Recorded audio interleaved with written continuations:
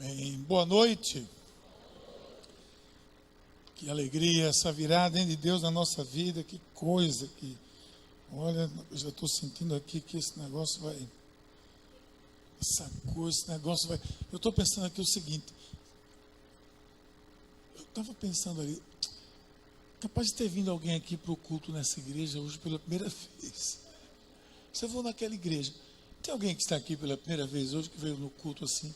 Ô filha, olha ali, 1, 2, 3. Deus abençoe vocês, viu? Mas é que hoje a gente começou esse negócio aqui, então você pegou o embalo mesmo. Chegou na hora certa aqui, graças a Deus. Que as palavras dos meus lábios, o meditar do meu coração sejam agradáveis na tua presença, Senhor, rocha minha e redentor meu. Amém. Jesus uma vez disse algo que é uma lição para as nossas vidas. Ele disse assim: você não compreende agora o que é que eu estou fazendo. Mais tarde você vai entender. Vocês lembram disso? Você não compreende bem o que eu estou fazendo agora, mas mais tarde você vai entender. Guarde bem essa lição. Guarde bem, porque talvez ainda hoje você vai precisar usar ela na sua vida. Talvez ainda hoje, antes de você voltar para casa nessa noite, você vai precisar dela na sua vida. Um dia, um sábado, como tantos sábados da minha vida, acordei às 4 horas da manhã e a tábua de maré dizia que o mar estava muito bom, que as ondas estavam boas e que o mar ia ser bem cedo. O vento estava perfeito. Aguardei o pessoal que vinha se encontrar comigo. Pegamos as nossas pranchas, colocamos em cima do carro e saímos em direção à praia. Passei uma boa parte do tempo pegando onda e fui pegar uma onda e de repente senti uma forte dor na costela aqui do lado esquerdo, tão forte que eu tombei e saí rolando como um tronco de coqueiro assim na espuma da água, até a areia da praia, sem ter forças para me mover praticamente. Meus amigos viram isso, foram logo em busca. O que foi que houve? Eu não sei, estou com uma dor muito grande aqui e acho que eu quebrei uma costela. Para o médico olha, mexe aqui, mexe ali, e ele aceita o meu diagnóstico, porque foi eu que disse: eu acho que eu quebrei uma costela. Ele diz: é isso mesmo, você deve ter trincado, quebrado não, mas você deve ter trincado. Toma esse analgésico, anti-inflamatório, em algumas semanas isso vai ficar bom, vai passar. Não passou. Passou para o outro lado. E sem saber, naquele momento, eu estava manifestando os primeiros sintomas de um tipo de câncer que ataca a medula óssea. E agora eu estou novamente numa ambulância, indo para um hospital, gemendo em dores, e olhando para o teto da ambulância, eu estou perguntando: Senhor, o que é isso? O que é que eu estou vivendo? E o médico ali já no quarto, conversava com Valéria. E agora ela era a portadora daquela notícia perversa. E ela disse: filho, a coisa é mais séria do que a gente imagina. E é nesses momentos que você pensa em tudo. Você pensa na vida, pensa na família, pensa no ministério, que para mim ainda estava incompleto. Muita confusão na minha mente, muita confusão. Valéria chorava baixinho e dizia: nós vamos vencer.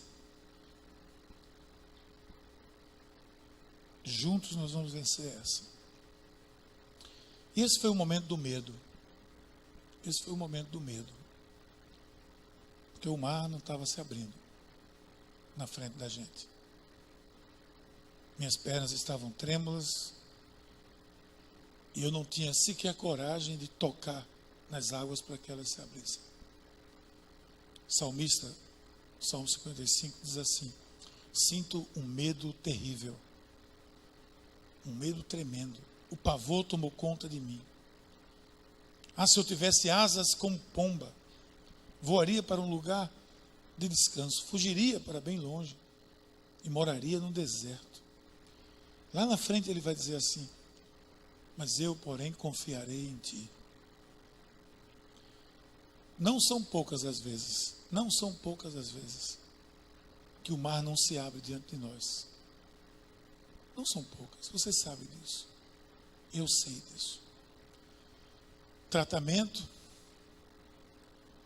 fora de combate por quase 2 anos, debilitado, fragilizado. Ali eu vivi os momentos mais difíceis da minha existência. E a igreja? E a igreja? A minha grande lição, nesse período que eu resumi em 2 minutos, que foi mais de 2 anos, a minha grande lição nesse período foi que eu entendi melhor quando a igreja é a igreja. Nesse tempo eu entendi, eu tive a maior lição da minha vida. Eu aprendi quando a igreja é a igreja. Por isso que eu digo a você, antes de imaginar, aqui está a lição. Você não compreende agora o que eu estou fazendo. Mais tarde, você vai entender. Eu entendi quando a igreja é uma igreja. Eu quero partilhar com vocês as lições que eu tirei nesse período, eu diria terrível e perverso, humanamente falando, da minha existência. Eu tirei muitas lições que eu não poderia, claro, compartilhar aqui num momento apenas como esse. Mas nesse período, eu entendi quando a igreja é a igreja. Eu entendi quando a igreja é a igreja, ela é solidária.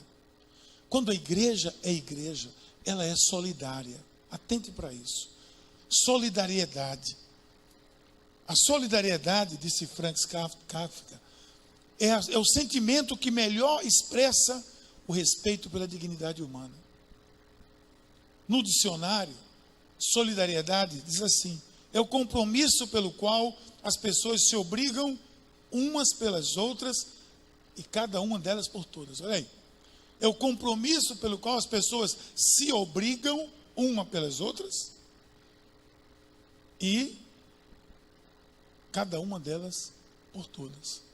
Por isso que a igreja, quando é igreja, ela é solidária. Porque o grito de guerra havia sido dado. O pastor Miguel está doente, internado, a doença é grave, séria. Ele está numa fase crítica, com muitas dores. Vamos mobilizar a igreja em solidariedade e oração. Não precisou mais de nada, ou não precisou de nada mais do que isso, para que aquele povo, melhor dizendo, para que esse povo se levantasse, se movesse na direção da solidariedade por essa pessoa que está aqui hoje. Então seria difícil contar caso a caso cada ato de solidariedade vivido por mim, por minha família, por Valéria, pelos meninos, nesse período tão difícil da nossa vida.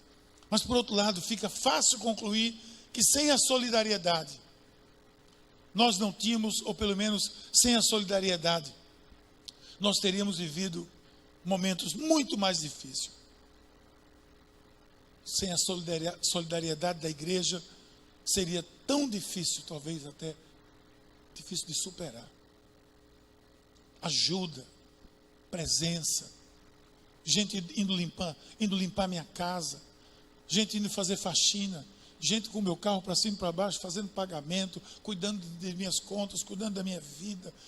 Valéria, 24% do meu lado, não podia sair de junto de mim, porque eu não tinha autonomia para fazer absolutamente nada. Eu só podia piscar o olho. Até escovar os meus dentes, quem escovava era ela. As mulheres daqui iam fazer faxina na minha casa, de manhã chegava gente com comida na hora do almoço, chegava gente com jantar. Nunca mais vou esquecer o Dia dos Pais do ano de 2010.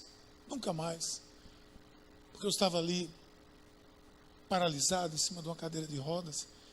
E de repente toca a campainha, o interfone, chega lá uma notícia: tem um negócio aqui para o senhor, vocês aí. Quando a gente sobe, uma família daqui da igreja que deixou lá um almoço, como talvez eu nunca tenha tido no Dia dos Pais da minha vida. Pessoas que contribuíram com dinheiro para ajudar no pagamento das despesas, tratamento de São Paulo. Então Jesus ensinou isso. Em todos os seus exemplos, ele disse sempre, e de diferentes formas, que o cristianismo é uma fé solidária, não é uma fé solitária.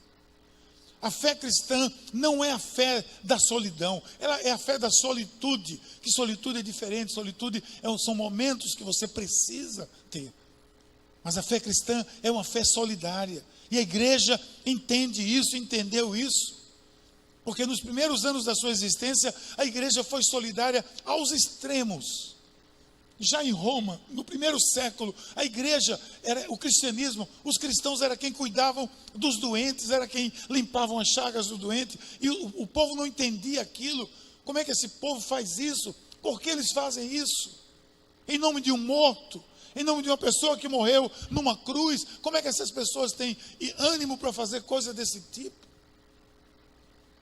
Mas era impulsionada pela influência pela presença do Espírito Santo, que a igreja nasceu solidária. A igreja que você lê aqui na Bíblia Sagrada é uma igreja solidária. A primeira igreja nascente ali, narrada em Atos dos Apóstolos, capítulo 2, 40 até 47, você vai ver, é uma igreja solidária, é um povo solidário, é um povo que foi ao extremo de vender o que tinha para poder suprir a necessidade do outro.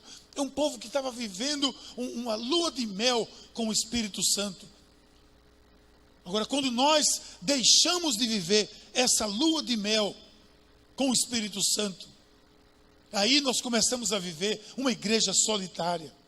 Ainda ontem, não sei por que carga d'água, talvez porque eu ia falar aqui hoje, deu um plim no meu telefone e apareceu lá um canal do YouTube. Eu pensei que era o canal A2 que estava mandando uma mensagem para mim.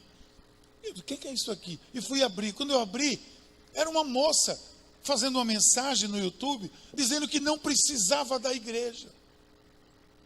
Disse: deixa de ser boba, moça.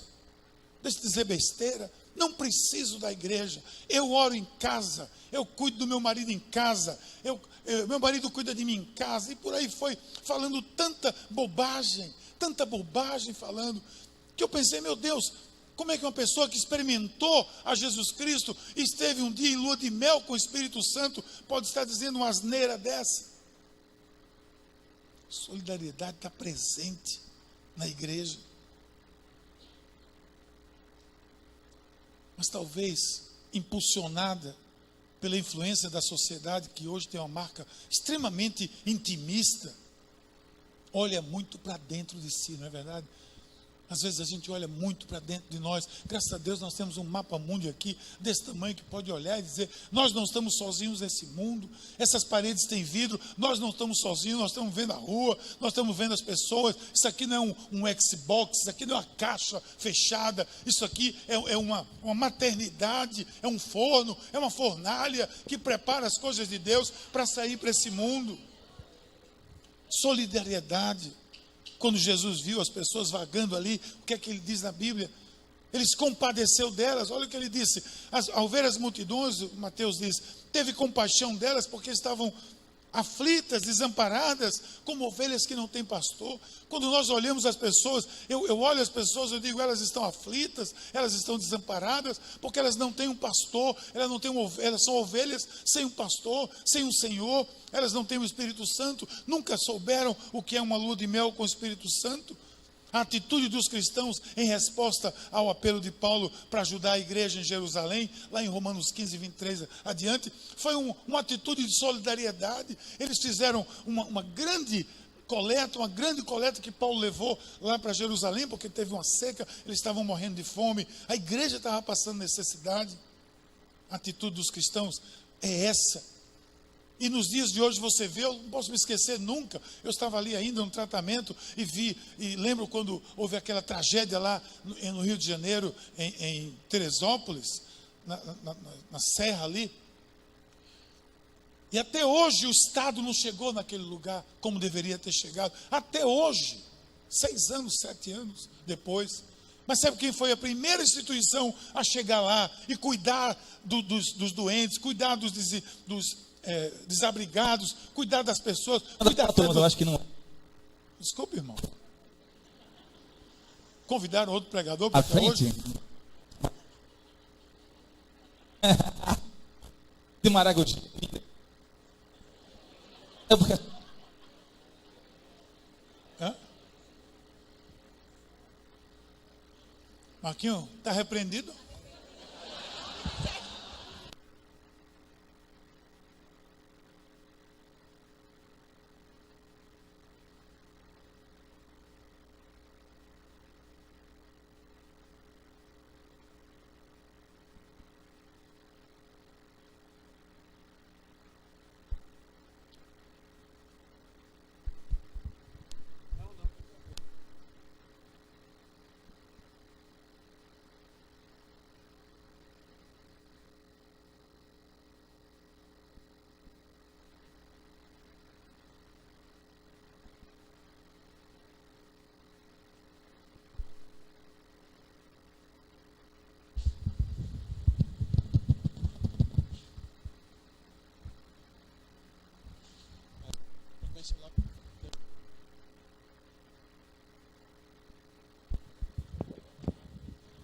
E essa voz que vem aí de algum lugar, meu Deus do céu.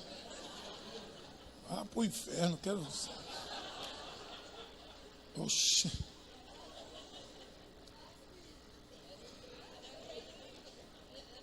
Eu ia falando da cidade de Teresópolis, que recebeu ajuda da igreja. Foi a primeira instituição a chegar, foi o primeiro grupo a chegar. E caminhões, pessoas, caravanas chegando para ajudar aquela região.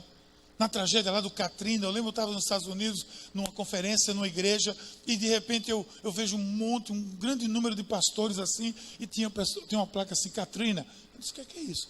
Eu me aproximei e perguntei, o que é isso? Eu disse, não, aqui são os pastores da região lá do Katrina, lá da região de New Orleans, onde eles estão sendo cuidados, mantidos, com seus salários, com suas casas, por essa igreja aqui, que está pagando durante meses a manutenção desses pastores. Isso é solidariedade, porque o mundo sofreria tanto se as ações cristãs desaparecessem, não é verdade? Olha os hospitais, vê de onde vêm os hospitais. Os principais hospitais, eu tenho dito aqui, desse mundo, são hospitais que são originários da fé cristã. São casas de misericórdia, são abrigos, creches, entidades filantrópicas, de maneira geral, que servem com a bandeira da fé cristã. A cruz vermelha é o quê? É cruz, porque começou com a iniciativa cristã. Os Médicos Sem Fronteiras é o quê? Começou com iniciativa cristã, é solidariedade. Onde você vai ver isso. Por isso, não tenha receio. A sua fé, a fé que você defende, a igreja que você luta, ela tem o I maiúsculo, ela tem letra maiúscula, ela é a igreja solidária, é ela que cuida desse mundo. A igreja nunca vai poder fazer, claro, em prol de todos, tudo em prol de todos, mas pode fazer muito em prol de muitas pessoas nesse mundo. Jesus disse assim, digo-lhes a verdade, o que vocês deixaram de fazer, alguns desses mais pequeninos, também deixarão de fazer para mim. A igreja tem que ser solidária. A igreja, quando é igreja, ela é solidária. A editora Mundo Cristão, quando o diretor que me viu doente aqui, ele disse, eu vou dedicar uma edição de 2 livros aqui, para que a renda seja dada para o seu tratamento. Até hoje eu sou grato à editora Mundo Cristão, porque por conta disso, nós acabamos todo aquele tratamento, morando 3 meses em São Paulo, e não deixamos uma dívida sequer. E vocês compraram tanto livro que não queria nem ler, e compraram. Foi motivado por isso que eu fundei a Casa de Esperança junto com Valéria, que me embrenhei lá dentro daquela comunidade das Carolinas um dia, e fui lá e entrevistei as pessoas e vi, eu disse, nós temos que chegar aqui, E aí eu tive uma visão de Deus que nós seríamos um farol para aquela comunidade, uma luz de um farol de esperança. Por isso o nome Casa da Esperança até hoje. Você pode ajudar. A partir dessa semana da virada, nós vamos estar aqui coletando ajuda para os uniformes das crianças. Você vai ter o privilégio de dizer: esse uniforme dessa criança, quem vai dar sou eu. A partir de amanhã você vai poder fazer isso. Então, quando a igreja é igreja, gente, ela é solidária. Ela é solidária. Vamos ser solidários. Vamos ser solidários. Vamos ser uma igreja que abraça. Vamos ser uma igreja que ama. Uma igreja que se desprende. Mas também quando a igreja é igreja, uma das lições que eu aprendi, que claro, sabia e agora sei muito mais, é que ela, quando é igreja, ela está de joelhos. Ela está de joelhos. A oração feita por um justo, diz Tiago, pode muito em seus efeitos. Agora eu estou no quarto do hospital, constantemente nos colocamos em oração. Além disso, muitas das pessoas que vão me visitar ali no hospital, se colocam diante do Senhor. O Ministério de Intercessão se mobiliza, monta uma corrente, 24/7, vigílias, reunião de oração em favor da minha saúde. Os dias vão passando, pessoas passam pelo hospital e passam de mãos erguidas fora do carro, orando por mim que estava ali dentro. Pessoas que circulavam o hospital para orar, faziam até marcha em volta do hospital, rodando ali naquele quarteirão, orando pela minha vida. Os dias vão se passando, aquele quarto vai se tornando um quarto de guerra, um santuário de oração.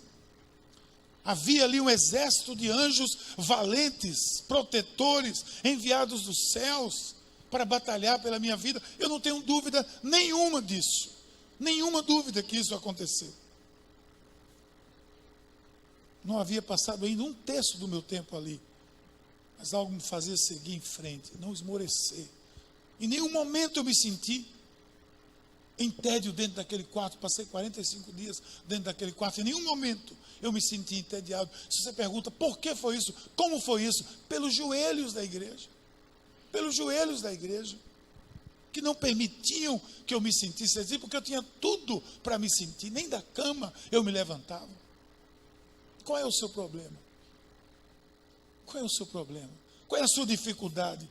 Quer dar uma virada nessa sua dificuldade? Coloque o joelho no chão, querido. Mobilize a oração pela sua vida, mobilize a oração pela sua família, mobilize a oração pela sua empresa, pela sua instituição, seja lá o que for, mas acima de tudo pela sua vida. E aí os joelhos santos espalhados pelo Recife, pelo Brasil, pelo mundo.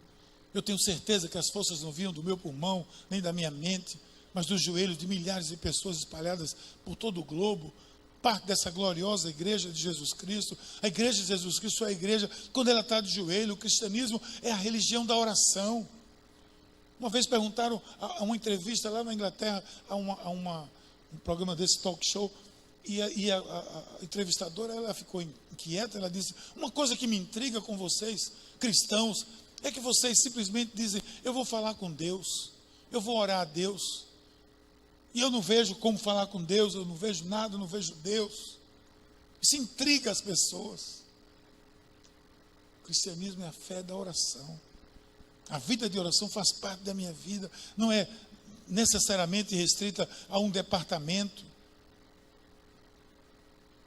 Claro que a gente gosta de extravasar mesmo, muitas vezes, a nossa fé, de chorar. Os exemplos de vida de oração na Bíblia são os mais diversos, são incontáveis. Intercessores foi quem derrubaram as muralhas de Jericó, com seus aplausos, com a sua adoração. Moisés abriu o Mar Vermelho com o toque de um cajado, e eu tenho certeza que antes daquele cajado tocar ali, ele deve ter dito assim: Senhor, me ajude, senão vai ser um vexame aqui. Venha comigo, Jeová. E quando ele tocou ali, aquele mar se abriu. Quando Josué tocou naquele rio Jordão, as águas se abriram de um lado para o outro e eles passaram a seco. Mas eles antes se consagraram. Na noite anterior o Senhor disse: santifiquem-se, estejam na presença de Deus. Às vezes os cristãos dizem: a coisa não funciona comigo. Como é que está a sua vida de oração? E eu quero condicionar, porque temos que condicionar. Eu tenho que condicionar a vida da igreja, a minha vida, a vida de oração. Não há como eu não condicionar. É porque eu não orei? Bom, eu não sei se é porque você não orou. Agora, se você orar, vai ser muito melhor para você. Quando Pedro curou aquele paraplégico na entrada do templo, não tenho nada para dar, o que é que eu tenho? A fé, que vai orar agora e vai dizer, Senhor, abençoe esse homem, levante e anda em nome de Jesus. Mas a oração requer discernimento. Eu lembro que uma vez uma pessoa foi aqui no meu gabinete, muitos anos atrás, mais ou menos no começo dessa igreja aqui. Foi lá no gabinete, sentou lá e disse, pastor, eu vim conversar com o senhor aqui, porque eu quero dizer ao senhor que essa igreja vai fechar.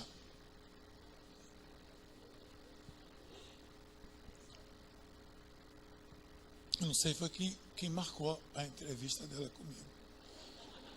Eu, normalmente a assistente pergunta, tem algum assunto?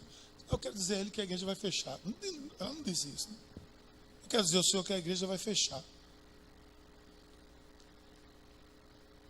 Você nem me pergunte o que é que eu fiz nessa hora. O que é que você faria? A igreja vai fechar. Eu parei assim, disse, que cara de pau. Não dá nada dessa mulher, vem aqui. Ele disse, Senhor, me diga o que é que eu faço. O Senhor disse, você não vai fazer nada. Escuta ela aí. Ela falou e deu até a razão. Por isso. Vai fechar. Tá bom, tchau. Fecha a porta quando sair. A porta, pelo menos, você fecha. Quarta-feira isso. Sexta-feira a gente tinha uma pequena vigília aqui na igreja. E nessa noite estava ali naquele pequeno auditóriozinho ali. E eu fui para lá, como normalmente a gente ia. Na sexta-feira a gente via aqui para a vigília. E eu estou sabendo daquilo, a igreja vai fechar. Ninguém sabia, não disse para ninguém. Eu me ajoelhei ali, fiquei orando. E de repente entrou uma irmã, que fazia tempo que não vinha aqui na igreja. Na realidade ela já estava em outra igreja já. Ela veio no comecinho aqui da paz. E ela entrou lá na sala. Aí todo mundo recebeu, ai que bom, irmão, entra aqui. Ela disse, eu vim aqui para trazer uma palavra. Então, entregue a sua palavra. Essa palavra é essa aqui, é o anjo da igreja em Filadélfia. Essas são as palavras daquele que é santo e verdadeiro, que tem a chave de Davi. O que ele abre, ninguém fecha. O que ele fecha, ninguém pode abrir.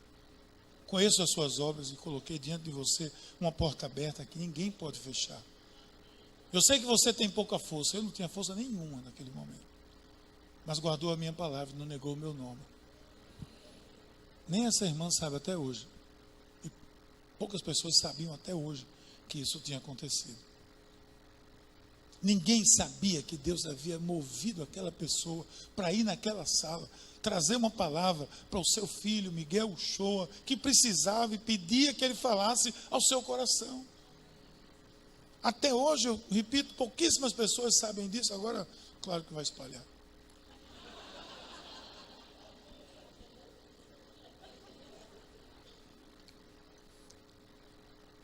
Meus dias estavam se tornando mais suportáveis, porque os joelhos da igreja estavam no chão.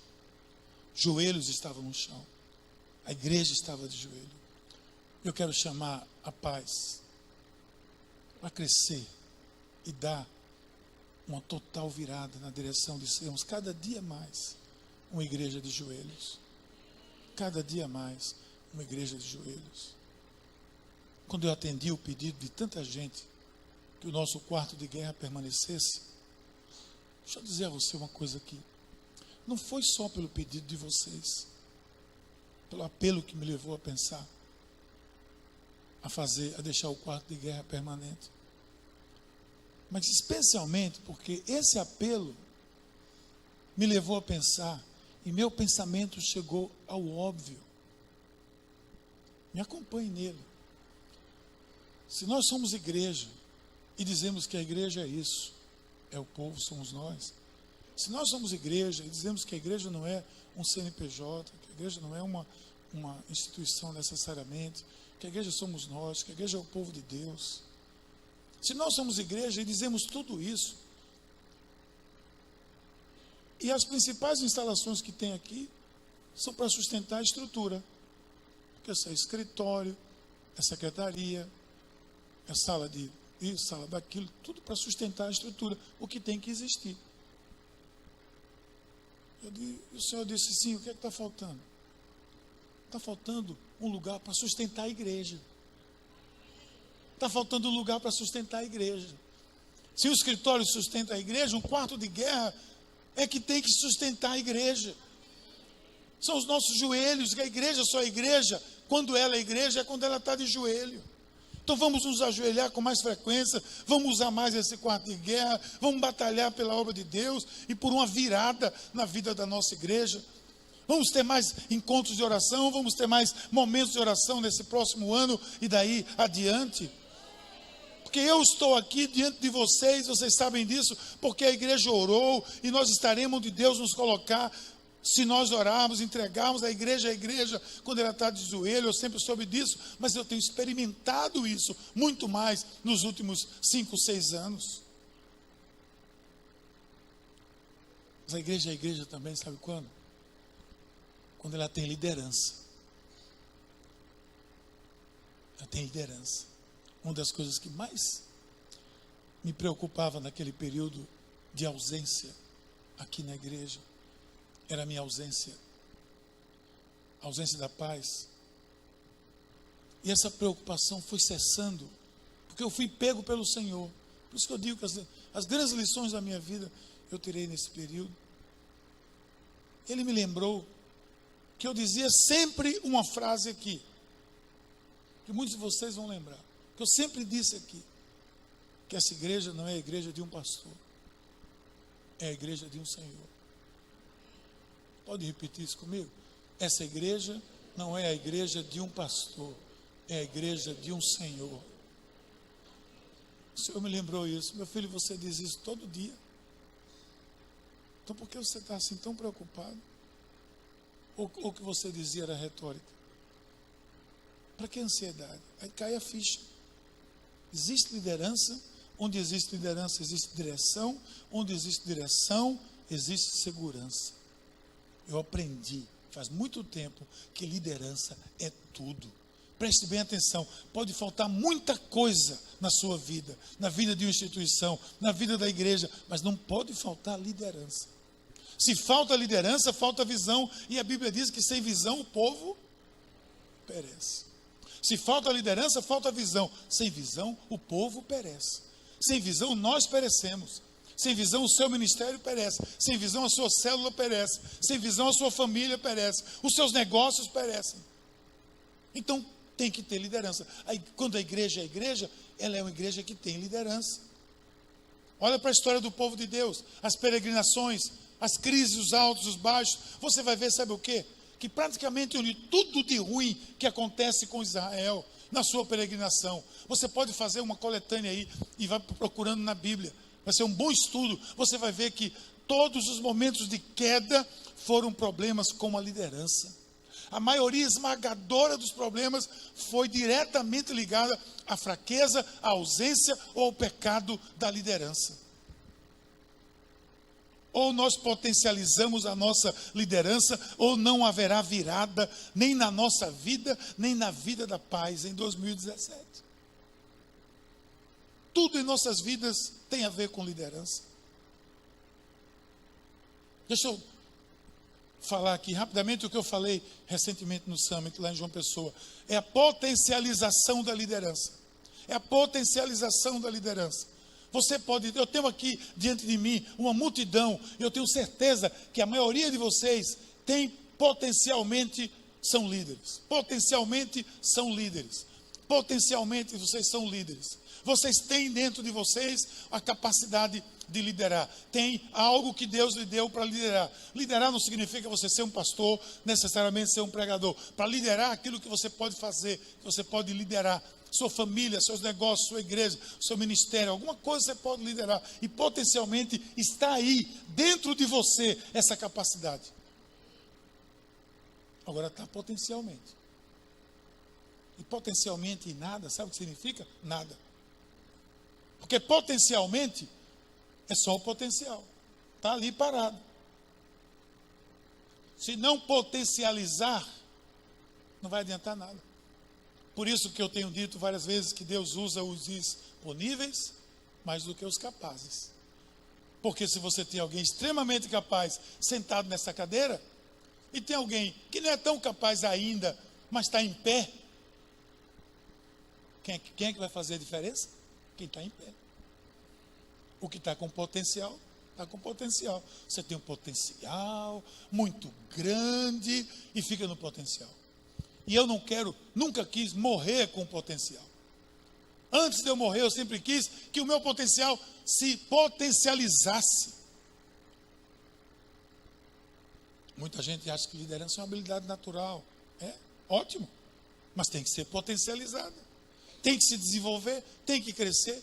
E para potencializar a liderança, a igreja precisa entender, nós precisamos entender, trabalhar, foco, gestão de tempo, planejamento, criatividade, ousadia, coragem.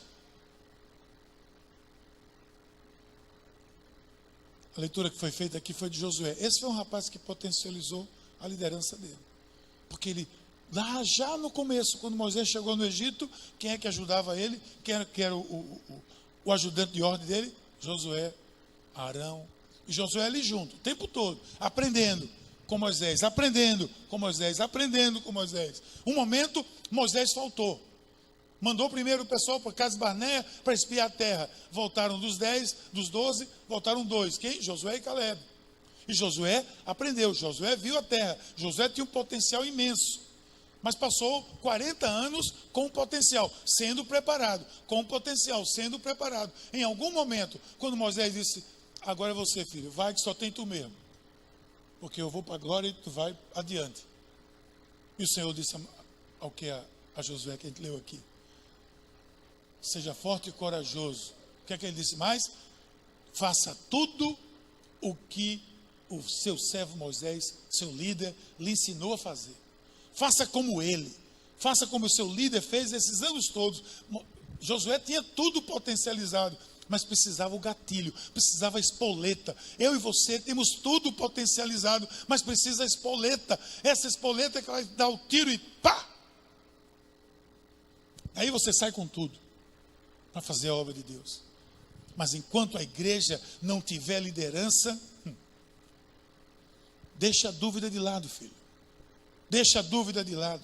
Seja forte e corajoso, corajosa. Porque existiam muitos mitos, por isso que ele disse isso. Muitas histórias, tem 1000 gigantes cananeus. Mas sabe qual é o maior combustível que eu creio que a gente tem para seguir sem duvidar? Deixa eu dizer a você, talvez eu já tenha dito isso para você em algum momento, mas eu vou dizer de novo, especialmente para esses 4 visitantes que nunca vieram aqui. Então veja, o maior combustível para você seguir adiante é o que aconteceu 1 minuto atrás. É o que aconteceu um dia atrás. É o que aconteceu ontem no cinema, no Shopping Guararapes, quando tinham 250 casais ouvindo de Deus ali dentro daquele shopping, templo do consumo. 250 casais, 500 pessoas, porque alguém aqui, um grupo de casais aqui, que está aqui hoje, ousou para fazer isso. O que é que precisa dar coragem a essa turma para eles fazerem mais? Vamos sair, agora vamos fazer um A2, aonde agora? Chevrolet Hall. Eu topo, sabe por quê? Porque Deus encheu ali, porque Deus já disse que estava conosco. Eu estou com você aonde você for. Apenas não se desvie para a direita ou para a esquerda. Não se desvie, mas lembre-se do que eu fiz com você. Lembre-se do que aconteceu com você. Lembre-se de que saiu água da rocha. Lembre-se que a coluna de fogo guiava durante a noite, que a coluna de fumaça guiava durante o dia. Lembre-se que eu estava com você. Por que eu não estaria agora com você novamente? Se você não obedecer, aí eu não estou. Se você não obedecer, estou fora. É isso que Deus está dizendo. Estou fora. Obedeça. O que é que Deus fez por você? O que é que Deus fez por essa igreja? Como é que eu posso ter receio de dar qualquer passo em direção com essa igreja comigo? Chamar essa igreja para qualquer desafio. Eu não tenho coragem, eu não tenho condições de dizer, Senhor, não vou, porque na primeira vez, você sabe que eu vim aqui nessa colina, alguém disse, pastor, o senhor está doido. Não entra nesse negócio não, isso aqui é muito grande, a gente não tem esse povo todo não. Claro que não tem, cara, claro que não tem, mas a gente não tem, pastor, vai ser complicado isso aqui. Aí eu vi o rabo do capeta começando a ficar perto de mim, o rabo do diabo vai. Eu disse, sai de reto, irmão. Vai, fica quieto aí, que eu não vou dar ouvido a você, não. Porque Deus está colocando isso na minha mão. Então vamos seguir. A partir daí, e de tudo que aconteceu, e que vai caber num livro, a história da igreja, até onde eu chegar, e quem sabe vocês, porque como eu teria condições de dizer, não, Deus não está conosco.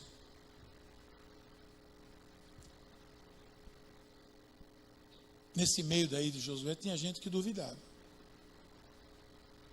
Mas se obedecesse, passaria o rio a seco. Porque Josué potencializou. Quando os que levavam a arca chegaram ao Jordão e seus pés molharam na beira das águas, pararam-se as águas, passou o povo em frente a Jericó. Porque tinha liderança. Porque tinha alguém dizendo, vamos. Vamos. Eu não dizia, vão não, vamos. Potencializa a sua liderança. Mas não aponte para ninguém e diga, vai, que eu vou ver o jogo. Vai, que eu vou ver Faustão. Vai, que eu vou ver Fantástico. Tem muita gente hoje vendo Fantástico que não veio para aqui hoje. Perdeu. Henry Drummond, que foi um evangelista escocês, disse assim, nunca coloque um ponto de interrogação onde Deus colocou um ponto final. Se Deus colocou um ponto de interrogação final, é ponto final. Não duvide. Seja forte e corajoso. Conheça as promessas de Deus. Porque quando a igreja tem liderança, potencializa, tem que conhecer as promessas de Deus. Josué conhecia todas elas. Andou com Moisés o tempo todo. São quase 7.000 promessas na Bíblia. E elas não são para qualquer um, são para nós. São para nós. Se você entrou aqui hoje e não conhece ainda Jesus, saiba, é para você. Se você aceitar Jesus, é para você também. É para nós que conhecemos a Deus. As promessas de Deus são para Deus. São para nós. Como prometi a Moisés, todo lugar que você colocar o pé, eu darei a você. Josué, eu sei que tem 7 nações inimigas nesse local. Elas são as maiores e mais poderosas do que você. Mas eu prometo que você vai conquistar essa terra. Ah, como eu escutei isso já. Miguel, eu sei que as coisas estão difíceis. Nem tudo está saindo como você gostaria.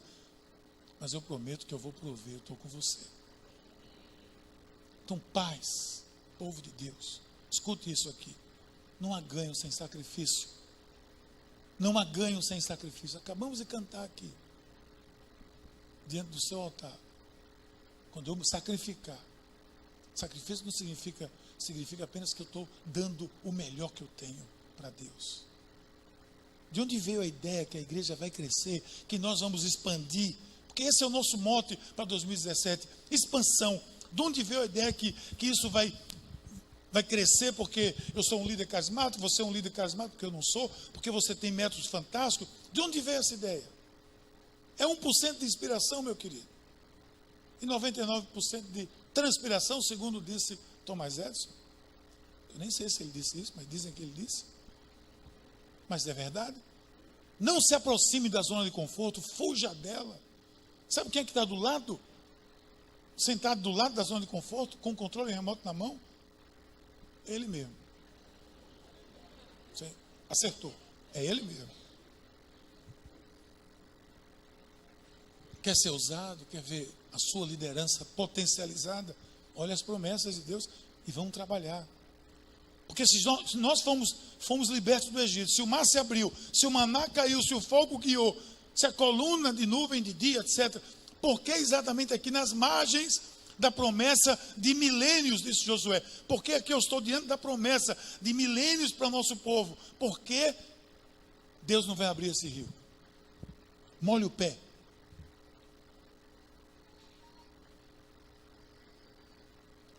Igreja, povo de Deus, olha para a terra prometida.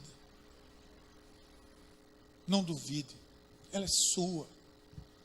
Vamos conquistar essa terra. O potencial dessa igreja ainda é tão grande que nem eu nem você temos uma ideia concreta do que seja. Quando eu vejo coisas que têm acontecido aqui, imagina o que pode acontecer ainda. Imagina. Deus vai agir, vai potencializar a nossa liderança e a nossa tarefa. é você levantar e dizer: eis-me aqui, Senhor. Dependa completamente dele. Eu quero chegar ao fim da minha carreira e poder dizer o que Josué disse: agora estou prestes a ir pelo caminho de toda a terra. Vocês sabem lá no fundo do meu coração e da alma que nenhuma das boas promessas que o Senhor, o seu Deus, lhe fez, deixou de se cumprir. Todas se cumpriram, nenhuma delas falhou. Eu dependo do Senhor porque entendo que Ele é que mantém meu coração batendo, e isso é suficiente. Eu entendo que esse coração pulsa, bate, porque o Senhor, porque eu dependo dEle. É por Ele que pulsa, é por Ele que eu acordo, é por Ele que eu vou dormir.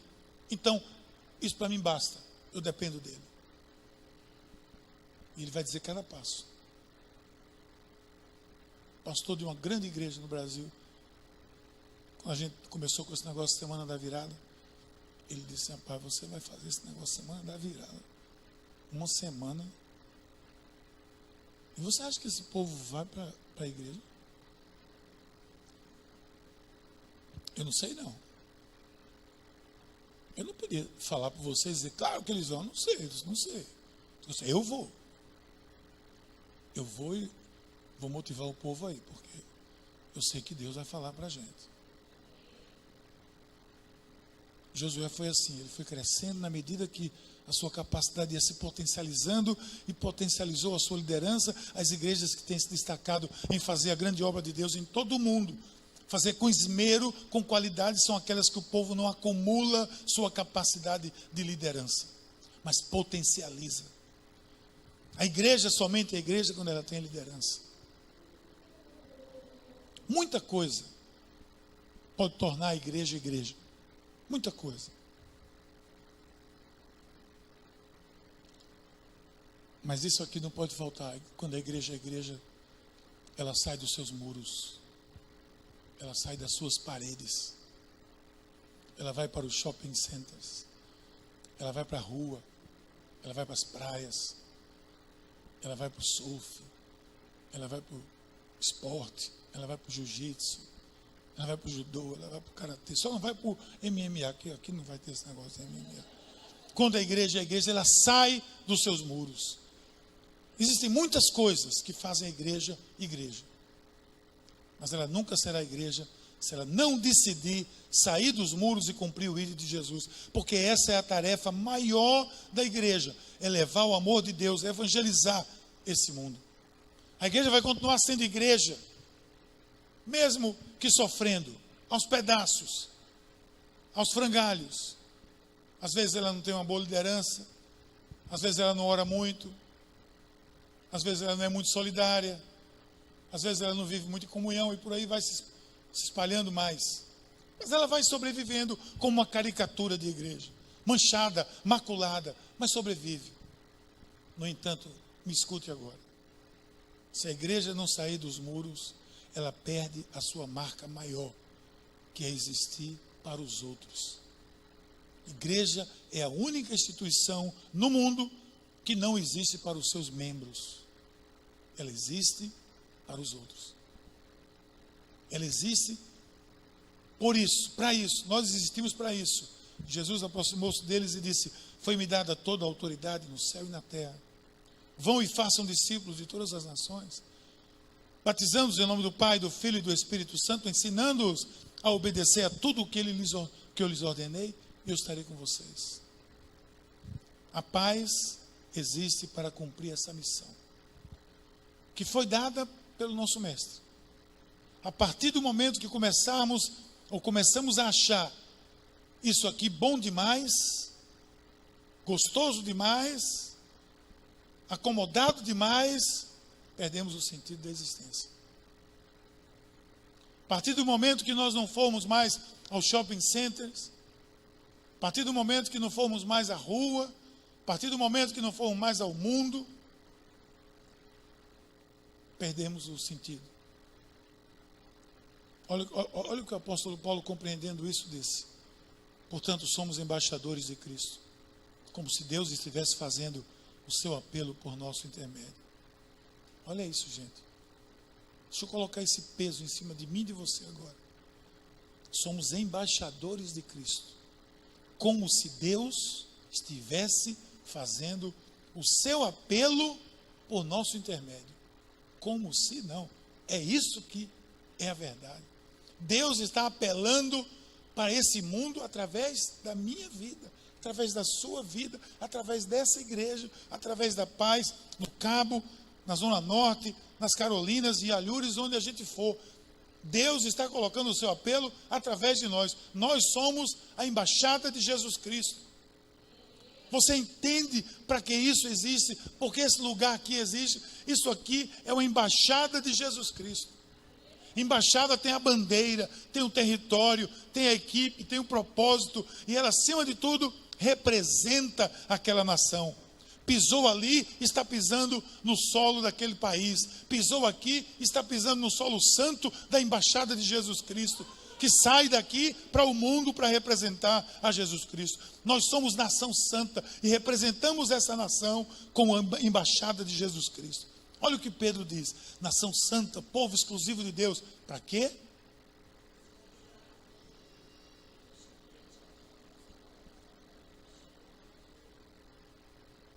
É para isso que você existe.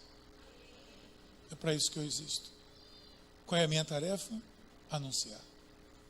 Para isso eu existo. Para isso eu preciso expandir, crescer, alargar as tendas, abrir espaço, ganhar gente para Jesus, mostrar o amor de Deus nesse mundo tão carente, tão necessitado. Vamos expandir. 2017 será o ano da expansão.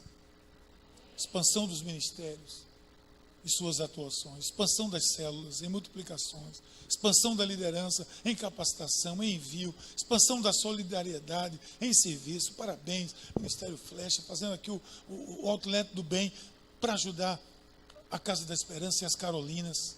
Expansão das estruturas físicas, expansão da generosidade, expansão da mordomia, expansão da visão, expansão da minha contribuição para o avanço dessa obra. Mas nada disso vai acontecer se nós não tomarmos uma atitude, eu e você. Escute isso aqui e preste atenção. Cada um que faz essa igreja ser o que ela é, pode fazer muito mais para que ela seja aquilo que Deus deseja que ela seja. Cada um, eu, você, cada um que está sentado aqui hoje, que está ouvindo pela internet, assistindo depois no Facebook, onde você estiver, mesmo sem me ver nessa iluminação horrível que a gente não conseguiu ainda ajeitar, agora eu venho para cá. Cada um que faz essa igreja ser o que ela é, pode fazer muito mais para que ela seja aquilo que Deus deseja que ela seja. Muito mais. Posso fazer muito mais, posso andar mais uma milha, posso dar mais R$1, posso dar mais um pouco do meu tempo, posso dar mais um pouco da minha capacidade. O que é esse muito de Jesus para você? Talvez seja se preparar mais, se dedicar mais, se entregar mais, falar mais, sair mais, doar mais, amar mais, contribuir mais, dar mais tempo, multiplicar a sua célula mais vezes. Não importa, porque cada um aqui pode ser algo diferente, pode fazer algo diferente. Por isso, tem que ser algo que eu não fiz até 2016. Eu quero fazer em 2017 algo que eu não fiz até 2016, até esse ano. Eu quero, a partir de janeiro, fazer algo que eu não fiz. Eu quero, como igreja, que nós façamos algo que nós não fizemos.